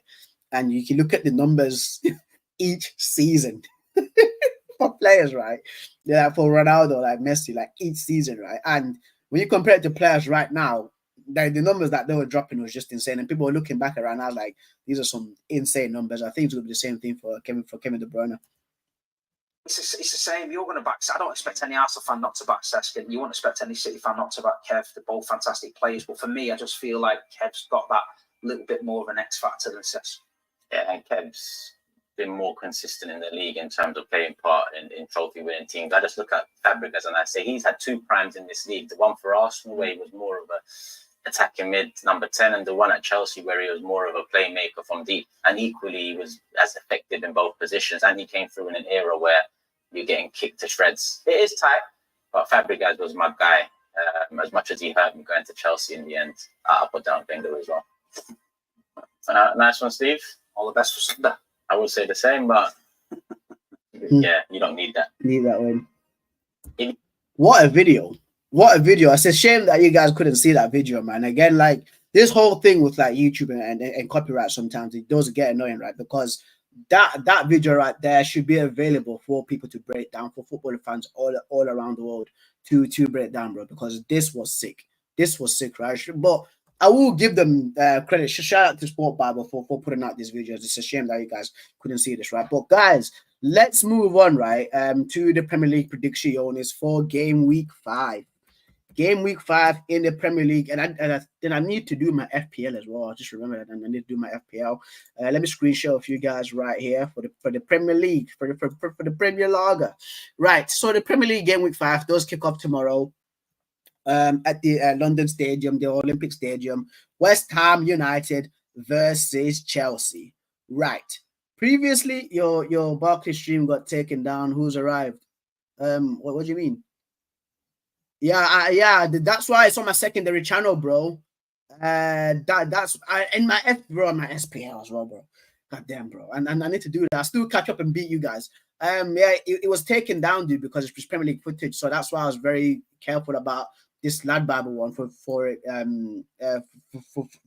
it staying on here as well, because remember I've been taken down. But anyway, Chelsea take on West Ham in the Premier League 12:30 kickoff tomorrow in the London Stadium. Chelsea did struggle versus Bournemouth at the Vitality Stadium last week, but did get a win with an assist, right, from Jadon Sancho to Christopher Nkunku. Bournemouth missed them in the majority of chances. They did hit the bar early on in that game with Marcus Tavernier hitting the bar, and they've also missed the penalty as well from Ivan Nielsen, while West Ham travelled away last week to the Craven Cottage to play against Fulham, and they drew that game 2-2, right? And it's another London derby. We're getting London derbies every week because there's a majority of the Premier League teams are from London, right? But West Ham right now, I've not been impressed with them, to be honest with you. Like, I expect so much more from West Ham. I expect so much more, right, from Julian Lopetegui, to the transfer window that they've had, to the players that they brought in. I thought that they were doing so much better. Chelsea right now, if they can change around a few players, if Maresca can recognize that Nicholas Jackson, for me, is not a good enough striker, should be playing Christopher Nkunku up front. The whole thing about Jadon Sancho, him and coming on and playing well, maybe he's looking like he's going to be starting tomorrow versus West Ham. I'm going with the Chelsea 2-1 win, guys. And generally, listen, I'm doing like hate-alongs. I'm doing hate-alongs, right? But for Chelsea, because of the whole thing with Jadon Sancho, like, I don't wish you well, fam. But I do think that Chelsea are going to win that game 2-1 tomorrow, man, because of where Aston Villa have traveled to the Olympic Stadium and where they won that game 2-1. Man City, of course, Man City, they went away to to West Ham as well and beat them 2-1. So I think that Chelsea can get that result done. Aston Villa versus Wolverhampton Wanderers, a West Midlands derby, guys. Listen, right? I'm a Midlands guy, bro. I'm a Yorkshire guy. I'm a Lancashire guy. I'm a Midlands guy. I've lived and grown up in those areas. I've got family there. I've got family that supports both of these teams. Villa on one side, been playing well. They went They went to Switzerland and absolutely gave it to young boys. By the way, don't know if you guys seen that game, right? They absolutely chefed them up. They scored about 5 goals, but it's 3-0 because 2 were disallowed. John Duran right now is on absolute fire. He's on flames right now, right? For Villa. While Wolverhampton, Wolverhampton Wanderers, they have struggled this season so far. In my opinion, of course, they played Chelsea, lost to them about 6-3. Was it the game 6-2, 6-3 that they lost to Chelsea to? They did get beaten by Newcastle, could consider 2 fantastic goals from Newcastle. But if Wolves do show up, Gary O'Neill's a decent manager, in my opinion. Midlands derby, I'm seeing a 3-1 Aston Villa win, guys. I'm seeing a 3-1 Aston Villa win, fam. That's my 2 cents about it right now, bro. So for me, 3-0 to Aston Villa AVFC. Fulham versus Newcastle United. Newcastle. Fulham right now playing well, playing decent. Like a team of Fulham stature for me. They're doing the things that they should be doing. Emil Smith-Rowe started off very well for them, a goal and assist in 2 games. So in 2 games, as he had 2 goal contributions. Newcastle was getting everybody fit. Your Sandro Tonali's, your Harvey Barnes, especially out on the left side. He's been on, he played on the left, right? Or was he on the right? I think he played on the left. He came on for Anthony Gordon. I think so in that Wolverhampton game because he's cutting on his on from the left side and showing his right foot. But they're getting all the players back. Sandro Tonali once again, Isak, Gordon, Newcastle. They are slowly cooking, in my opinion, just low key cooking. By the way, guys, let me get the Premier League table up for you right now. Just see where Newcastle are. It's because I think that they are they above me. Yeah, they're in third place, bro. 3 wins, right? 1 draw, no losses. That's how well Newcastle have been playing, like, guys. By the way, like, I think the draw was against Bournemouth at the Vitality Stadium, from what I remember. Yeah, it was the draw, wasn't it? Right, but Fulham, man, it's tough. It's a tough one to call because Fulham usually play well at Craven Cottage. They were formidable last season, but Newcastle, dude, the front three that I have, right? Like, I wish that Eddie Howe can play Gordon, Harvey Barnes, and Isak all together because that is a disgusting front three, dude. I think that if he plays Harvey Barnes out on the right and Gordon in his usual position on the left and Isak playing striker, they can cause Fulham problems. And the problem that I'm seeing right now for Fulham, dude, I think Newcastle's going to win this 1-0 or 2-0. I'm seeing a Newcastle win. I'm going to go for 2-0 win, guys. 2-0 to Newcastle. They've started off very well as well. Leicester versus Everton. Leicester at the moment right now, let's see where they are in the Premier League. They drew with Crystal Palace, didn't they? So no wins at the moment right now. 2 wins, 2 draws, while Everton sit bottom with 4 losses, right? And thing is, right, with Leicester, Jamie Vardy's having a party. And again, Mavididi, guys, nobody speaks about him. Like, Mavididi, for me, who's the black CB for? I don't know who you're talking about. But Mavididi, for me, right, like, he's one of those guys who's going to play well this season. And I keep saying this, and I think he's 2 goals so far in the Premier League from what I'm remembering, right? Everton. I don't support them, and they piss me off. You get what I mean? How can you, right, be winning 2-0 twice, by the way, in 2 different games, one against Bournemouth, one against Aston Villa, and you lose those games 3-2? Like, those players, bro, they need to actually be serious and wake up. Yes, things cannot be right for you. Like, things can't go for you, right, in the Premier League, right? But Everton should be doing much more better. They should be doing so much better, bro. Like, Calvert-Lewin, finish your chances, mate. Like, I said it before in my match day review, right? All can be nice when you're doing your modeling and stuff like that, right? But your bread and butter is football, dude, and you should be finishing your chances, bro. And again, as a football fan who loves the Premier League, I'd want to see Everton play next year in their own stadium. But this run of form right now, from previous season, from what I've seen from teams that have been relegated, like when Aston Villa got relegated, when Newcastle go relegated, things usually don't start off well for them, bro, and they just literally just fall down, bro, and stay in like the bottom 3 or the bottom 4. You get what I mean? So for me, like, Everton, bro, like they need to put their finger out. I love Sean Dyche too, and for me, I do think that Sean Dyche is actually like having these guys doing extra work behind the scenes, bro, because this is what needs to happen now, fam. This is what needs to happen, and I don't think that Everton's going to win this game. I think it's going to be a 1-1 draw. I do think that's going to be a 1-1 draw. I think that these Everton players, in my opinion, need to perform better. You can't be letting 2-goal leads go to waste just like that, bro. You can't just be capitulating, fam. Like, the King Power, that those players need to take their chances. But anyway, so it's a 1-1 draw, guys. 1-1 draw. Right. Liverpool versus Bournemouth FC. If you had told me this, right, after the United game, like 3 weeks ago now, right, that Liverpool would have lost the Nottingham Forest, right? Bro, I look at this game differently now, fam, because Bournemouth are a good team. Bournemouth create chances, guys, as you've seen against Chelsea, right? They even showed up. Of course, like it's like Everton and Manchester.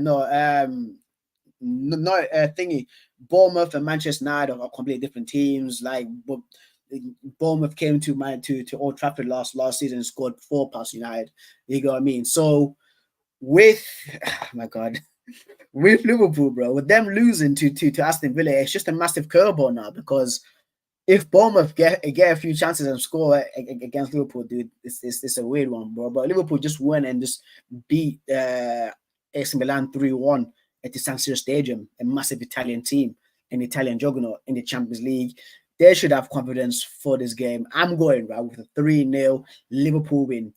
And that's just literally like Sean D is in trouble. He's in trouble, Ben. He's in trouble, bro. He definitely is in trouble, right? But this is like my rational side talking, my United side talking, guys. Bournemouth 90-0, 90-0, score 90 goals past them. But no, I have to use my common sense, bro. I do think that Liverpool's going to win this game 3-0. Southampton versus Ipswich, battle of the two newly promoted teams. Southampton lost to Manchester United last week. They started off very well. Then Man United on the ropes in the first 20 minutes up until that penalty miss from Cameron Archer, and then Manchester United took over that game. While Ipswich drew, I think Ipswich drew, right? I think they drew. Was it against? No, it wasn't against Fulham. I think they drew. I'm forgetting who they played with now. Was it Brighton? Was it Brighton that they drew with? Yeah, they drew with Brighton. Yeah. So Ipswich traveled away to the Amex and drew with them 0-0, right? And that's against Brighton, guys. And they can, for me, right, those Ipswich players should get a sense of confidence, in my opinion, from that Brighton fixture, because again, traveling away to Brighton is never an easy feat. Just ask that to Man United, who lost, right? And Southampton create a lot of chances, but miss a lot of chances. Ipswich might be feeling a little bit cocky and a little bit confident. I'm going to go with a 1-0 Ipswich win, you know. I am. I think I'm going to go, but again, like the Southampton could be saying like these guys are promoted the same time as us now, guys. So we could easily batter them, but it's difficult.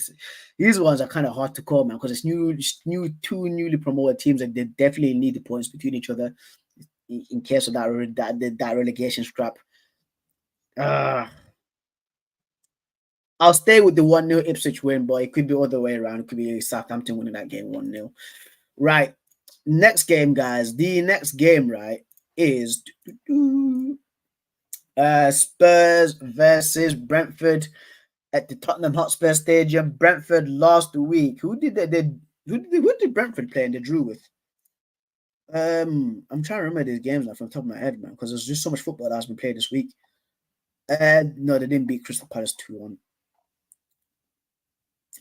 Oh, yeah, that's it. They went and played them. Man City, they lost 2-1, bro. Yeah, so again, Brentford created a lot of chances against Man City. They could have actually got something from that game, in my opinion. Again, missed their chances. Johan Wissa did get that only goal at the Etihad Stadium. It's another tough team to go up against, another top 6 team in Tottenham Hotspur. Tottenham Hotspur, what if expressions say, foreplay without the penetration. Tottenham play good football, but they can't seem to finish off their chances. Hence why, if you look at the Arsenal game, that's why they lost that game, because they just couldn't score their goals. Brennan Johnson is looking like a guy who's maybe on a revenge tour to actually play well. Is he going to play well? Is he going to get a goal? Is he going to get assists? We'll wait and say about that. I'm with the Tottenham win, guys. Tottenham win 2-0. Tottenham to win that game 2-0, in my opinion, fam. So yeah, that's what I'm going with right now. So Tottenham to win that game 2-0. Crystal Palace versus Manchester United, Selhurst Park. If we start the game, right? If Man United start the game to how they started versus Southampton, we could be in big trouble, dude. We could be in big trouble, very big trouble.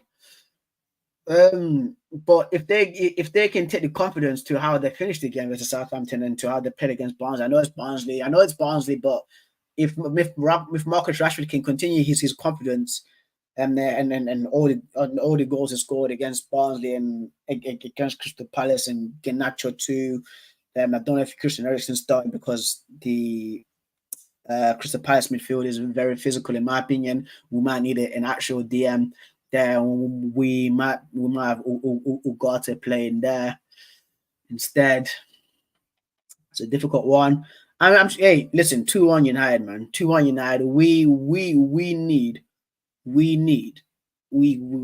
bro, we just need to win this game, bro, and peace out, fam. Selhurst Park is never a hunting ground for Manchester United, in my opinion. We've always struggled. Last season, we got beat there badly, by the way. Or at least it turned us inside out, bro. The season before that, I think it was the 1-1 draw where Olise again scored a free kick versus Manchester United. So yeah, we'll have to wait and see about that. But Manchester United, we'll have to win that game 2-1, mate. We'll have to win that game 2-1. Right. The next games, Sunday games, Brighton versus Nottingham Forest. Nottingham Forest away from home, they beat Liverpool, so they can be feeling confident. Again, those players could be thinking, if we can beat Liverpool at Anfield, which is usually a fortress, we can go to the Amex and actually beat Brighton. But Brighton, once again, play good football. Huxley, I'm pretty sure he's manager of the month, isn't he? For Brighton, so he's started very well for them, right? But yeah, I'm seeing a Brighton win here, guys. I think that Brighton might be a little bit too strong for Nottingham Forest this game, you know. 2-0 Brighton, 2-0 Brighton, and then the final game, Manchester City versus Arsenal at the Etihad Stadium, Super Sunday kickoff, 4:30 kickoff. Right. So this game last year was a 0-0 draw. Arsenal came in and put on a defensive masterclass.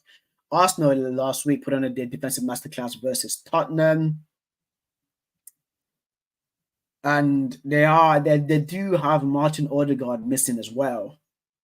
But Declan Rice is back now because he served out that one game ban for the red card he received against Bournemouth. But if Arsenal give the same chances to Man City to how Tottenham had those chances, bro, it could be a bloodbath, fam, if Arsenal are not very careful. But Man City do have Kevin De Bruyne missing. I think he's the only guy missing because he picked up an injury. I think it's a groin injury from what I saw from the game, guys. But I think that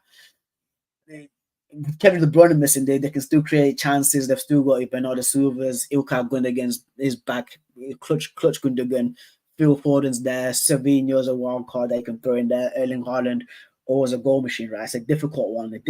And for me, guys, I'm gonna have to say 2-0 Man City, man. I have to say 2-0 Man City. I think that Arsenal just lacking a little bit of creativity, that little bit of creativity from Martin Odegaard. Yes, they've got Saka there. Yes, they've got Raheem Sterling who's going back to the Etihad Stadium, right? But I think that Man City's going to win this game, bro. I genuinely do, bro. Said 2-0, right? 2-0? 2-0 from what I'm saying, guys. But, guys, that is their predictions segment for this Premier League game week, right? So we're going to move on, guys, and just look at what's going on in Reddit, because Reddit is where everything is. It's where all the news is bumping out, fam. But let's see, fam. Let's see. It was nice showing you on last time. Well, Ben jumping on with streams for 2 hours. I am busy, fam. I'm busy streaming this, bro. Like FIFA, I'm pretty sure FIFA can freaking wait. And by the way, like I'm getting EFC 24, so everybody's playing that at the moment. And I've got things to sort out behind the scenes anyway for this as well. So that's why there's no EFC stream. Right. Reddit. Let's see what's going on in Reddit, guys, before we peace out. Right. Ooh, so this is from Phil Jones. What's Phil Jones saying? It's from High Performance. So Phil Jones reflecting on his Manchester United career. So this is a quote. Shame about my career. I won the Premier League, FA Cup, played in 2 World Cups. Like, no, mate, it doesn't work like that. And I'm pretty sure I've seen this clip as well, guys. I'm pretty sure I've seen this clip because it's from the High Performance podcast. I love the High Performance podcast.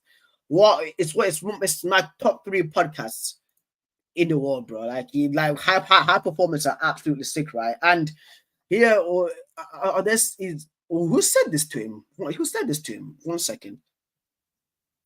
Who said this to him? I think it's just a person just passing by that said this to Phil Jones, right? But it's shame about his career. Like, guys, like people forget,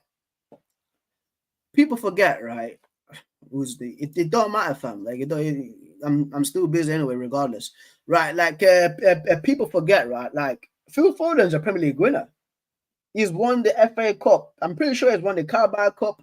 He's won the Europa League. Like Phil Foden has won a lot in his career, right? And some football players can't even achieve that, man. You know what I mean? Like, yes, it was frustrating, like for us having Phil Foden, Phil Foden, God Almighty, Phil Foden, because Phil Jones. Like, yes, it was frustrating him be always injured for Manchester United and not putting in right performances for us, but like the career has had, bro. It's a good career, bro. He's played for Man United, bro.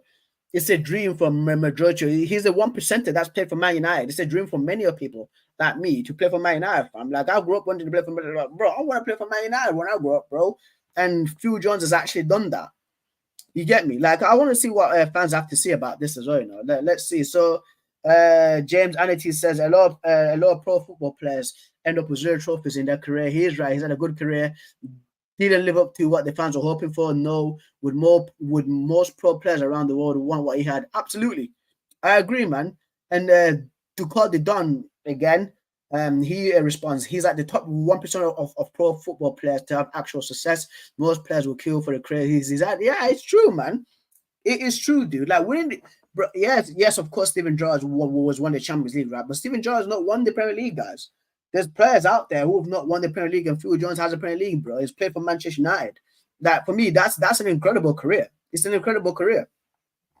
Is anybody else? I think most importantly, he delivered. Well, I hope maybe not. He's happy with how he went. Thankfully, yes. Like Sir Alex Ferguson said that Phil Jones was going to become a Manchester United like captain in the future. He become like a Manchester United great, but it's turned out it's not the case because again he was killed by injuries, right? But it's again like he can't control those injuries because it's just his body laying him down. But in terms of his career, bro, he's been brilliant. He's absolutely been brilliant, bro. And this guy said it perfectly there. Harry Kane would break a leg or down a pitch to grab one trophy to get a Premier League. That's for sure. That's for sure, fam. That's why he's going to Bayern Munich to actually win a trophy because he knew that he was not going to win it with Tottenham Hotspur. That's what it is. It's what it is. Right. Thibaut Courtois on possible strike. Players who have gone far in Copa America or Euros have 3 weeks of vacation. That's impossible. NBA also have demanding schedule, but they rest for 4 months, reducing games and salaries. I think there's enough income to pay salaries. Right. So with this one, yeah, this guy, bro.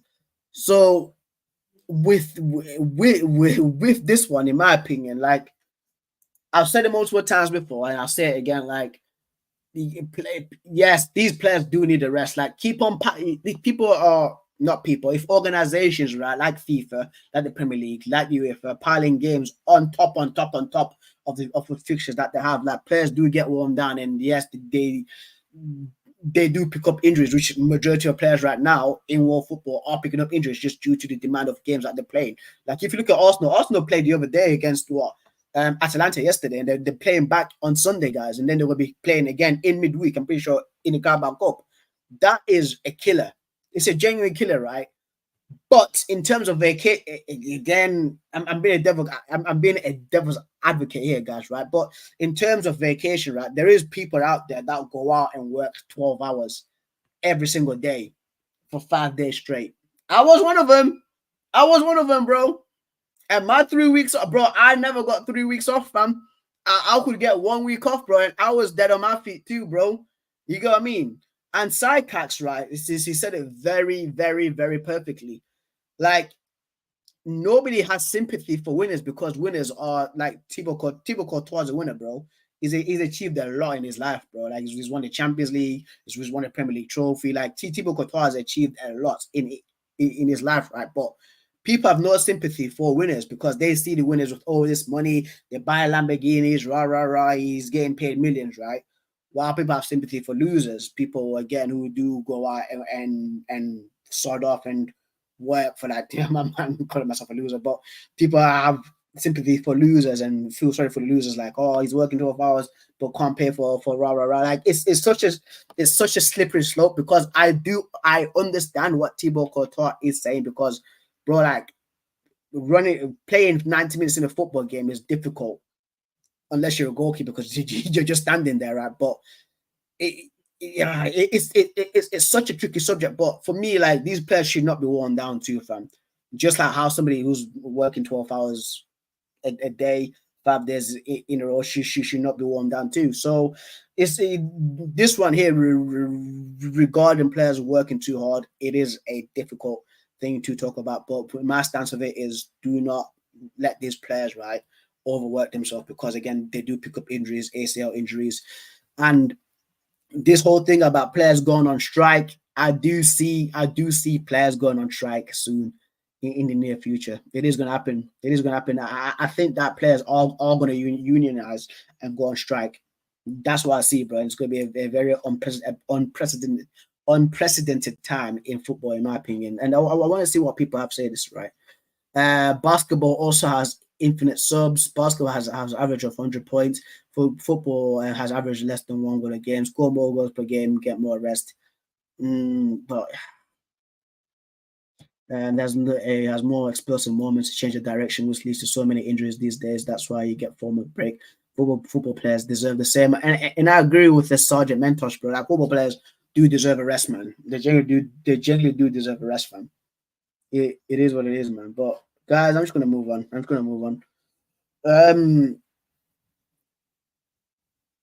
What? Ex-referee Carlos Mangio and Lionel Messi during 2007 Copa America semi-final. Out of nowhere, Messi lifts a ball with his hand in the middle of the pitch. There was no scoring chance for Mexico. They said that I won't give you a second yellow card. And you said in exchange for a jersey after the game. I got it.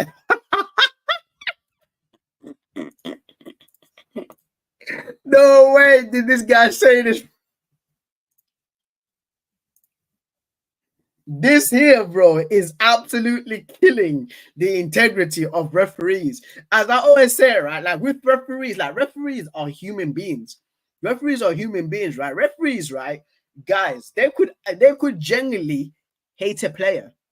Referees, right, could genuinely like hate a player, bro. Like, let's say if like Mike Dean seen Paul Pogba, like, you know, I hate that guy. He's gonna get slide tackled 9 times during the game, and I'll never book the player whoever slide tackles him, bro. Referees have that thought process because they are human beings, fam. This guy said that I didn't want to book Messi, right, and give him a second yellow because he picked up the ball, right, and he will give me his jersey at the end, and I actually got the jersey. That's corruption there, bro. That is corruption. And people, when people say, you know, and again, as a United fan, and this does annoy me a lot, because when people say, oh, Howard Webb works for Manchester United, UEFA loaner, but Barcelona always pays the referees, dude. Like, you kind of saying it there because he's literally blatantly admitted it. He's blatantly admitted it, right? And I want to see this as well, bro. Like let's see what's going on here. So Two Soccer Bot says those reporting for misleading editorialized and accusing of OP of malice touch some grass. This quote is factual translation of Chandia isn't being sarcastic or joking. He's telling a real anecdote that you don't like what you're saying. Doesn't make it removable, bro. Whenever some ex-ref speak, it just makes them look even worse. It does, bro. Bro, it's crazy. 4fix 6, I think 6. No, XIX. Things like 11. Anyway, it says they always talk about taking bribes, dude. It's mental. It's mental. Gambler 8 says it confirms how dated they really are. If an active referee told the truth, they'll be out of a job. You see what I was saying, bro? Like, referees, man, like, referees, guys, they are human just like us. And I remember there was one time as well. It was one of the EE Cups that the Spencer FC does. You know, when they play with the legends, right? And one referee, like, I think had an issue with Jeremy from the F2 Freestyles. I think it was an issue between him, right, and Jeremy. I think it was like Steven Trout, something like that. But there was an issue, and the referee, right, started siding with one team because he didn't like one certain player, bro. That's mental. This is crazy. It's not surprising, fam. It's not surprising, bro. It's not surprising, fam. No, don't make sense, that one. Right. JS35 said he applied common sense. Would you really want a player to get second yellow in a 3-0 game in the 90th minute because he mixed up the referee's whistle with somebody else's in the stands? Imagine a player missing the final because of SHIT like this. Right. I'm the space cowboy says it's the fact that he tied his decision whether or not he got the jersey. That's the problem. That's the problem because it's bribery. That is bribery. Like again, like the whole extent of this, I'm not too sure, but the quotes from there, right, from what I'm reading here from this referee, literally saying this is like this from the quote, right, from the referee saying from Carlos Sanchez saying out of nowhere, Messi lifts. Wait, copyright. Right, I have to pause this. Right, this is a call. Out of nowhere, Messi lifts a ball with his hand in the middle of the pitch. There was no goal scoring chance for the Mexico. I said I won't give you a second yellow card in exchange for your jersey after the game, and he says that he got it again. That is bribery, right? It's like that.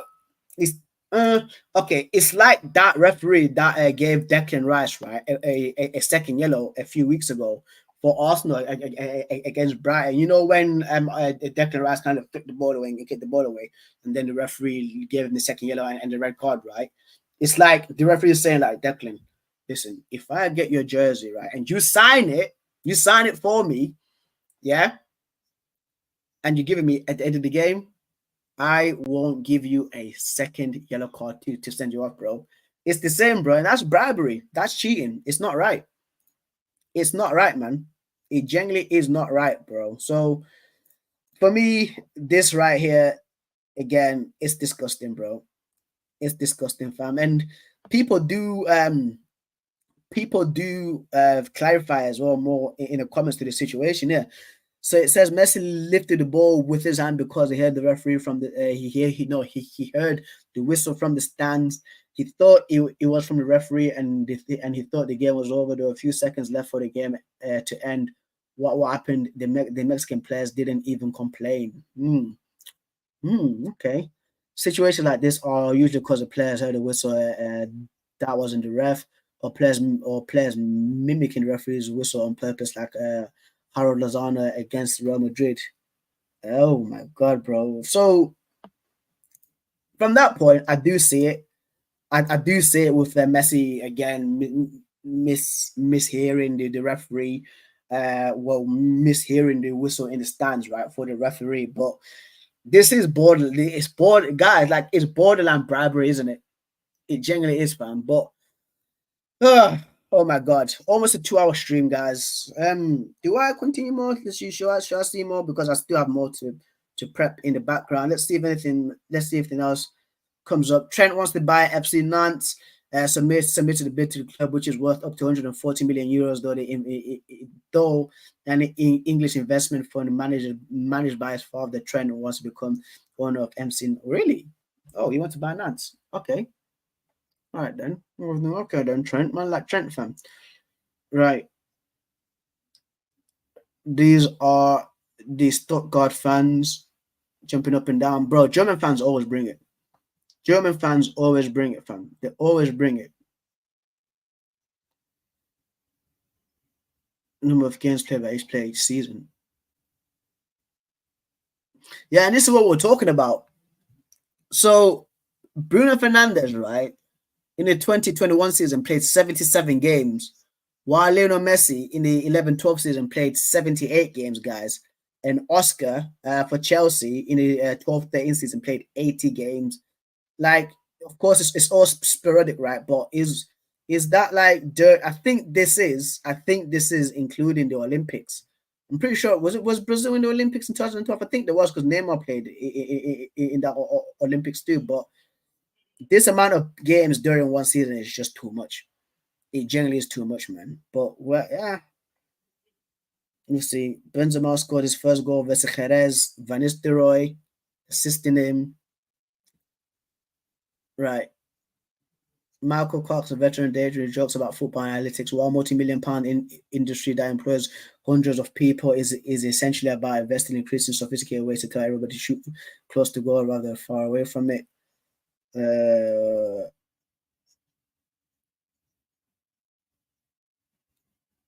Right, Willie Orban. I love football. I love Champions League. I love playing for Hungary in front of a sold-out crowd in Budapest. I love Bundesliga. I enjoyed the great privilege of being able to turn my hobby into my professional, into my profession. But we are now at a point where it could become dangerous for our health. Yeah, because again, it's playing too many games, bro. Yeah, most yellow cards.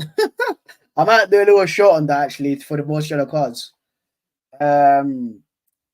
Atalanta's tifo for winning the Europa League during the UCL match versus Arsenal. Right. Okay, this is gonna be the final one, guys. It's gonna be the final one. And a little bit of Greek knowledge for you, man, them out there, fam. Greek knowledge. So Atalanta, the football team, just before we go, let me put myself big time. So yeah, that's the tifo because Atalanta won the Europa League versus Bayer Leverkusen because everybody thought Bayer Leverkusen was going to win, but Ademola Lookman just showed up and absolutely chefed them up by himself, and they are parading that trophy around. But just before we finish off, guys, it's been a 2-hour stream, match stream, by the way. Crazy stream. But just before we finish off, right, just a little bit of a history behind the Atalanta badge. For me, I find it crazy. I'm into my Greek lore, right? And it's a little bit of a Greek session before we go. So Atalanta is from Greek myth. She was one of the people that supported Athena. She held Athena. I think she was the goddess of like strategy in that battle. But Atalanta basically really like looked up to her. She devoted herself to Athena, right? And there was a point in time, right, where many guys wanted to marry Atalanta. And I think it was her father that organized this. So basically, if she ran in it and all her suitors, all the guys that wanted to date Atalanta, basically, she would chase them. And if she caught them, she basically she offed them, bro. She offed them, fam. So all her suitors, right, that Atalanta chased and caught, she offed them, fam. And the thing is too, right, like what makes me laugh is the Atalanta badge has Atalanta. I think it's the way kit from last season. It was Atalanta running. It's the badge of a woman running, and that's the story from that, fam.